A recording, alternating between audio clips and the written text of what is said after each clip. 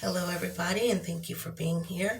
If you are able to share this video, go ahead and do so. You have my permission to do so. I just wanted to let y'all know about a couple of things. For one, for us people of Texas that are going through these winter times, I know this is something that caught most of us by surprise. So I hope that everyone is doing safe and staying warm inside their homes. If you are new here, thank you for being here. I appreciate it.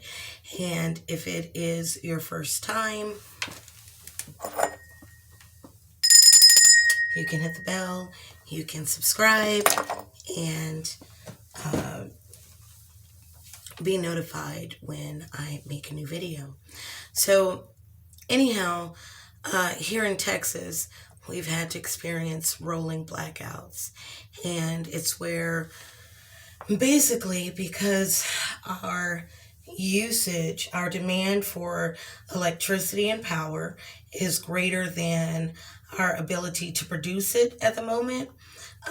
In order to avoid a major shutdown, we had to stop using our electricity for a little bit. So what we did, we had to take turns, and different people experienced blackouts from 15 minutes to 45 minutes to 1 hour to 12 hours. Like I've experienced 12 hours at a time, to as much as 30 hours, 48 hours, and beyond. So definitely lots of people are being affected because of this. I just wanted to read something real quick that I found.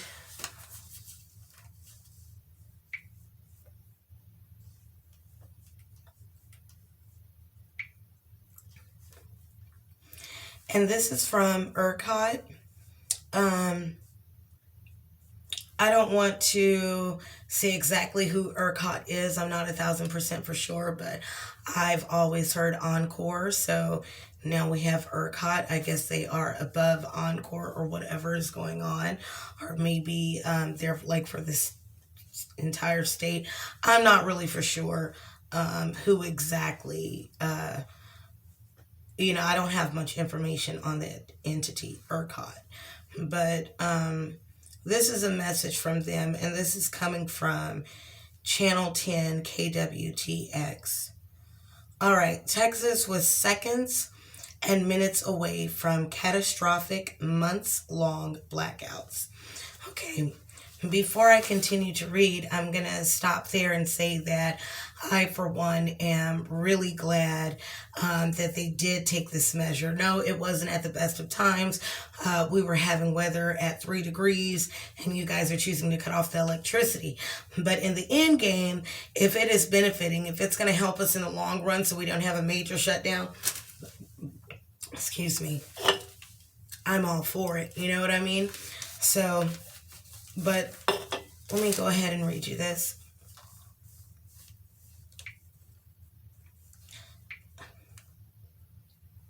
Texas power grid was seconds and minutes away from a catastrophic failure that could have left Texans in the dark for months. Officials with the entity, great name, same name I called ERCOT. So, wow. Okay, but anyways, with the entity that operates the grid, said Thursday. Now we know who ERCOT is. All right. As millions of customers throughout the state began to have power restored after days of massive blackouts. I also want to say, yes, we experienced rolling blackouts where they typically will cut your power off for an extended period of time, maybe have electricity somewhere else, and then come back and restore yours and cut off someone else. Rolling blackouts, they took turns cutting off different sections of people electricity at a time. They also did this with the water. All right, that's what I was going to say with the, as far as actual blackouts. There were some that it wasn't just a regular rolling blackout. For some, that's lasting a little bit longer. They have an actual major break.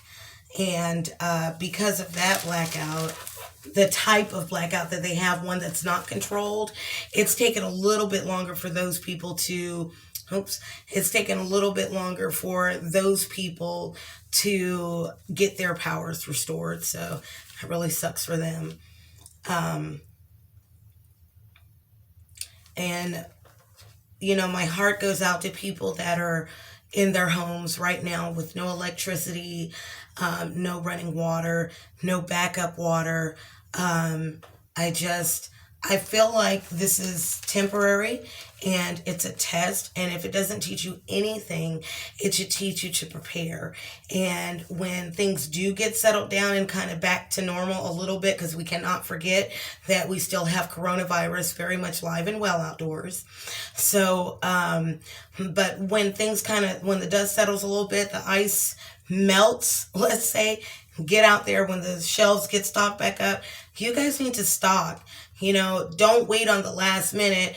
Okay, we have 4-pack roll of toilet paper in the house and we have 5 people. So you don't want to wait to the last minute on certain things. Try to prepare whenever it's possible, especially having backup water. That really helped me the days that my water was off and I needed to flush the toilet. Luckily, I had stored water that I could use. What it taught me is that I am definitely prepared for a temporary situation, but I'm not exactly where I'm going to where anything can happen, out here in the globe. And I feel confident. I feel secure. I'm not worried about anything. I'm on my way there. I'm not there yet, but right now, luckily, I was able to hold my fort down. So I'm very thankful for that. The quick decision that grid operators made in the early hours of Monday morning to begin what was intended to be rolling blackouts but lasted for days for millions of Texans occurred because operators were seeing warning signs that massive amounts of energy supply was dropping off the grid. As natural gas-fired plants, utility-scale wind power and coal plants tripped offline due to the extreme cold brought by the winter storm, the amount of power supplied to the grid to be distributed across the state fell rapidly. At the same time, demand was increasing by consumers and businesses turned up the heat and stayed inside to avoid the weather. I'm not going to read all of that, but hopefully you guys can understand. I will leave a link in the description and you can take a look at that. Give me 1 second. Let me go ahead and get that together now. I have something else that I want to show you guys that I learned, and then I want to show you the article that I found out a little while afterwards. And this next one comes from CNN.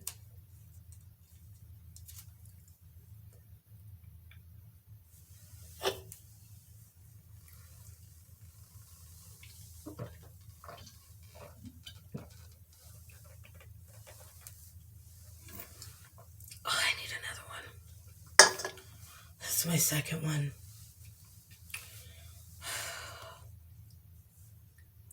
All right.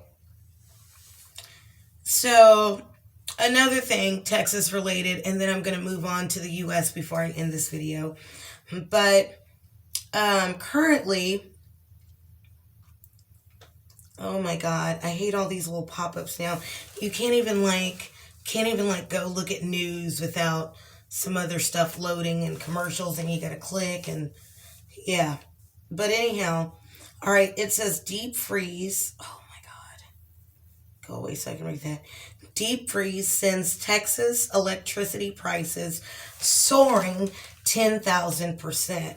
So for me personally, this would explain when my bill is normally like $85 to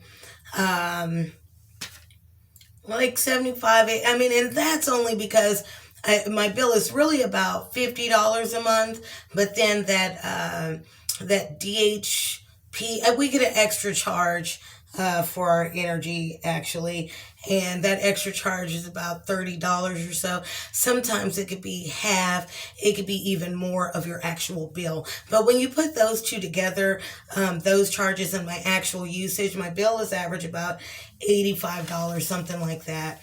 The last couple of months, my bill, and there's been no major differences in the things that I've done in my home, but excuse me, my bill, my electricity bill has actually gone up significantly, like too much. So the last one, I got a couple of them for about 179, and it's really confusing because once again I'm not doing much extra. I mean, the little times that I run my heat is the same little times that I was running it back in January, back in December, you know what I'm saying, back when it was cold. So it's not like I'm overdoing it, but the price is definitely different.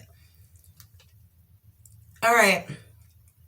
A deep freeze sends Texas electricity prices soaring 10,000%. Let's Electricity prices spiked more than 10,000% when the winter storm hit this week. There are millions There are blackouts across the state. More than 4 million Texans were without power early Tuesday. Although some are attempting to pin the blame on fuel source or another, the reality is that the Arctic temperatures are hobbling fossil fuels and renewable energy alike. My colleague Matt explains. And then Matt goes on to say, it's striking that these power outages are happening in mighty Texas, the energy powerhouse of America. And then, it goes on. But so they got a couple of questions and answers. Big question, what happened? So how did such a powerhouse get knocked so thoroughly offline? The answer, we may not know the full definitive reason for a while, but a few things are clear. Obviously, Texas winters aren't usually this cold. The state's infrastructure is simply not prepared for a deep freeze. This is 1,000% true. So for those people in the other states that are like, this isn't cold, this isn't snow, y'all are whining, keep in mind that even though Florida is the sunshine state, we are used to a lot of sun and a lot of heat. And so snow, especially a day like Valentine's Day, especially a day like, a message just came up about charging while recording, so I just unplugged.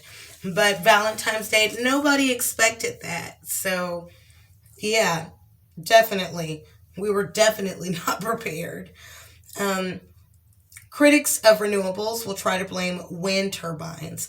I am one that have heard that the wind turbines, and it kind of makes sense. So it's easy to believe it. We don't know the real answer like they're saying, but it does sound easy to, believe that because of the wind and the storm and the snow, that the wind turbines aren't actually able to run as normal and produce the type of energy that we're used to having. So there's been some trouble there. Well, that's what I heard. But experts note that wind makes up a small share of Texas energy consumption, which is very true. It's actually less than 35%. So it's also worth pointing out that a lot of chiller places have wind turbines that don't buckle in the cold. Hello, Iowa, Denmark. They just need to be winterized. A STEP expert said Texas has skipped. The Lone Star State, all alone. I'm going to leave you guys with this as far as this article, okay? The Lone Star State is all alone. Texas made a conscious decision to isolate its energy grid from the rest of the country. Let me read that again so you can fully understand and grasp what I just said, okay? The Lone Star State is alone. Texas made a conscious decision to isolate its energy grid from the rest of the country. So think about that for a little bit. Let that sink in. Okay.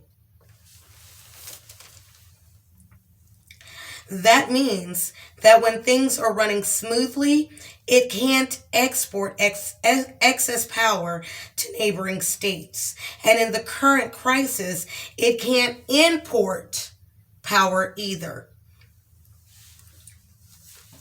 Now, by knowing that, I say yes, we were definitely unprepared. All right. Me personally, what this has taught me, having the rolling blackouts, experiencing not having electricity, experiencing not having running water, it taught me to keep doing what I am doing, being a prepper, and don't stop until I am comfortable to where anything can happen and I'm not panicking. And that's my end game. That's my goal. While you have the chance, while things are up and running smoothly, grab you some water, grab you some non-perishable items.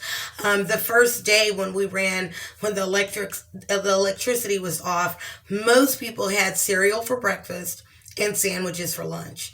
So luckily, most people have that going for them in the refrigerator already, but excuse me, like I was saying, just try to prepare if you can and when you can. You have to be smart because anything can happen. This really shows us that anything can happen at any time. So if I understand the lesson, I hope Texas as a whole, I tried to, but that Texas as a whole, hopefully, this, teaches the people in charge, the entity, as CNN also referred to ERCOT as, maybe this will help them. Okay, hey, we got to prepare. We got to be ready for anything. Obviously, anything can happen. And man, if we would have had massive blackout for months, I'm just thankful that it didn't come to that. And even though it was a very big inconvenience, and I wish that people had a chance to prepare. Like, did you tell people? Did you warn people?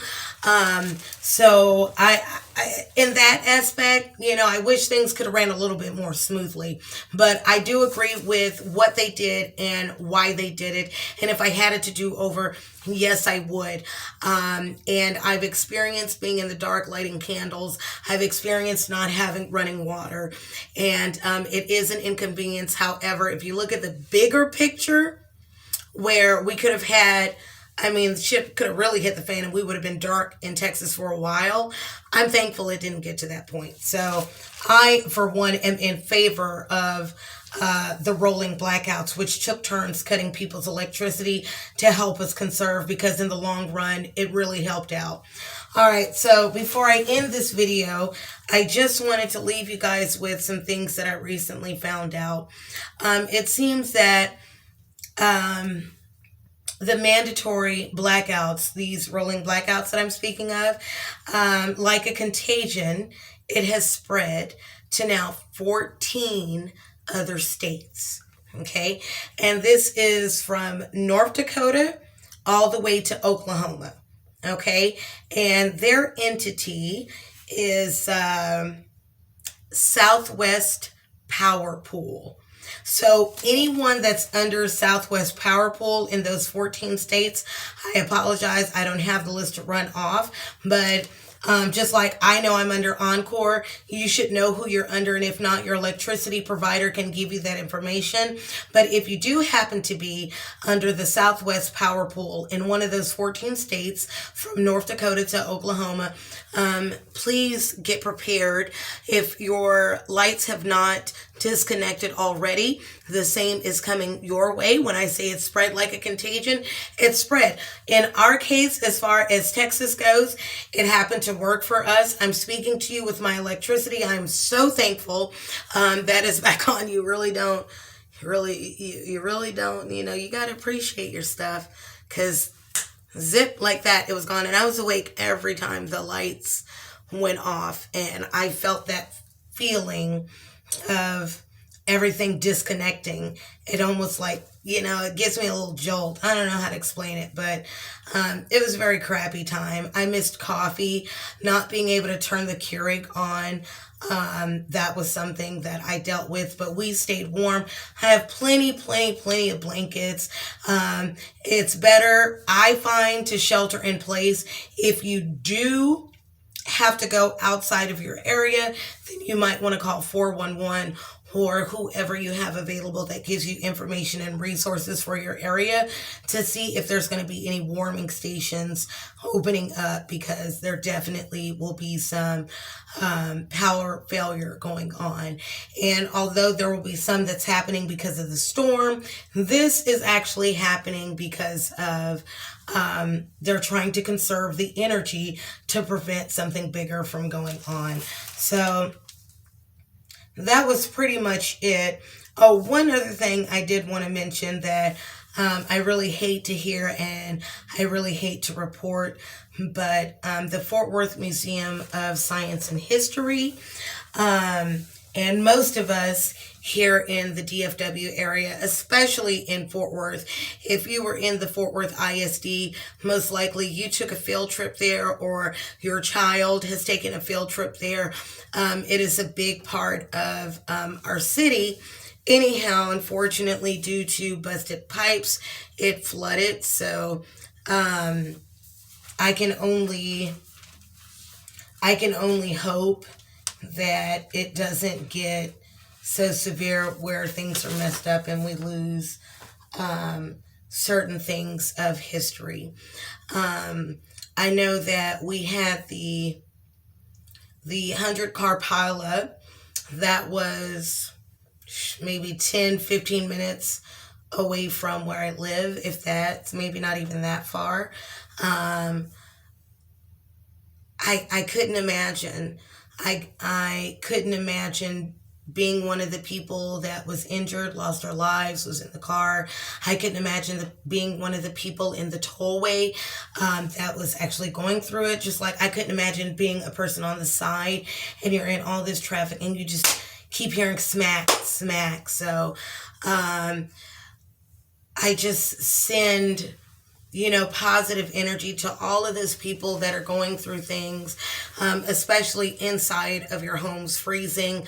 Bundle up, wear layers of clothing, blankets. I was pretty comfortable. We sleep cold, so when it came time to go to sleep, it wasn't really a big deal. It's just while you're up, you want to make sure that you're dressed in layers and you're kind of moving around. And if you have a pet, don't forget that, if you're cold, your pet's probably cold. And believe it or not, everyone doesn't have their pet in a nice little comfy pet area or pet bed, or they have their own stuff. So just be mindful if you do have a pet and you see them shivering on the floor, please help them, especially if you're not going to let them come in your bed and snuggle with you. Then provide them with their own. Even if you got an old towel, just make sure you do not forget about your animals. That's pretty much it. I just want to let you guys know what was going on with us as far as the rolling blackouts. It has been reported that they are over for the state of Texas. As far as we are concerned, as far as everyone else, I wish you guys luck. I send you guys positive energy and vibes, and just prepare yourself. Start getting some things ready, especially water, because you can go with running water, for so long, but when you can't flush your toilet, it can become a very big inconvenience. So just be mindful of those things. Try to do what you can. Try to prepare. Don't let this catch you by surprise. Thank you so much for watching. You guys take care, stay safe, and hopefully this winter will roll on by so we can move on to spring and warmer moments of life. Please, please, please do not forget that COVID is still out there. It is still very real. People are still dying from COVID. So keep in mind when you have these warming centers and places that are opening up and saying that you can go to, just be mindful that Corona is still very real. So even if you do choose to go to these places, make sure that you're masked up. I would have some gloves on, and I would keep my distance from people that are not in your household or people that you don't see on a regular basis and know that they're not sick. Make sure that you keep some distance. Thank you guys so much for watching, and excuse me. Thank you guys so much for watching, and I think that's it. Take care and be safe. Bye.